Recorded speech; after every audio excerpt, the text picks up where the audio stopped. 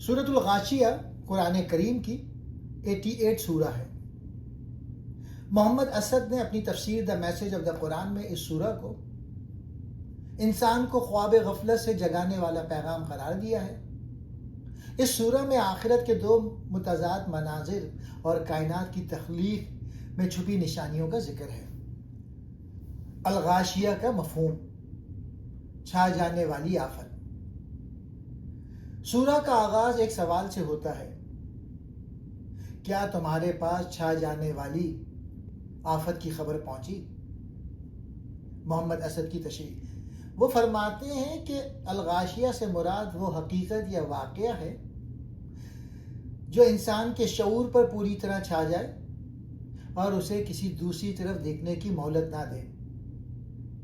یہ قیامت کا وہ دن ہے جب ہر چھوٹی بڑی حقیقت کھل کر سامنے آ جائے گی۔ دو گروہ اور ان کی کیفیات۔ محمد اسد ان آیات کی تشریح نفسیاتی پہلو سے کرتے ہیں۔ خوفزدہ چہرے، وہ لوگ جنہوں نے دنیا میں بہت محنت کی لیکن ان کی سمت غلط تھی۔ انہوں نے اپنی توانائی سے مادی مقاصد اور غلط عقائد میں ضائع کر دی۔ اسد صاحب کے نزدیک یہ وہ تھکن ہے جس کا انجام پچھتاوے کے سوا کچھ نہیں۔ پر نور چہرے، دوسری طرف وہ لوگ ہیں جو اپنے کیے پر خوش ہیں۔ انہوں نے جو محنت کی اس کا پھل انہیں ایک پرسکون اور بلند مقام کی صورت میں مل رہا ہے جہاں کوئی بیہودہ بات سننے کو نہیں ملے گی۔ کائنات پر غور و فکر کی دعوت۔ آیت نمبر 17 سے 20 تک اللہ تعالیٰ 4 چیزوں پر غور کرنے کا حکم دیتا ہے۔ اونٹ، صحرائی زندگی میں بقا کی علامت۔ آسمان، اس کی بلندی اور وسعت۔ پہاڑ، زمین کا توازن برقرار رکھنے والے ستون۔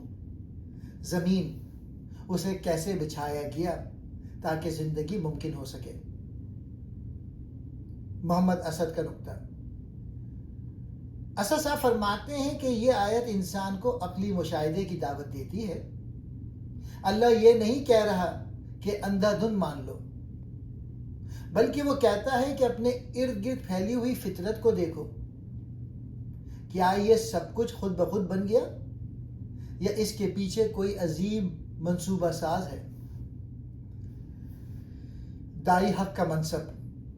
نبی کریم سے خطاب کرتے ہوئے فرمایا گیا، آپ نصیحت کیجئے، آپ صرف نصیحت کرنے والے ہیں۔ محمد اسد کی تشریح۔ یہ آیت محمد اسد کے نزدیک بہت اہم ہے۔ وہ کہتے ہیں کہ اسلام میں جبر کی کوئی جگہ نہیں۔ ایک مبلغ یا داعی کا کام صرف سچائی کو واضح طور پہ پہنچا دینا ہے۔ کسی کے دل کو بدلنا یا زبردستی منوانا اللہ کے رسول کے اختیار میں بھی نہیں دیا گیا۔ واپسی اور حساب۔ سورہ کا اختتام اس یاد دہانی پہ ہوتا ہے کہ ہر انسان کو آخرکار اللہ ہی کی طرف لوٹنا ہے اور حساب اسی نے لینا ہے۔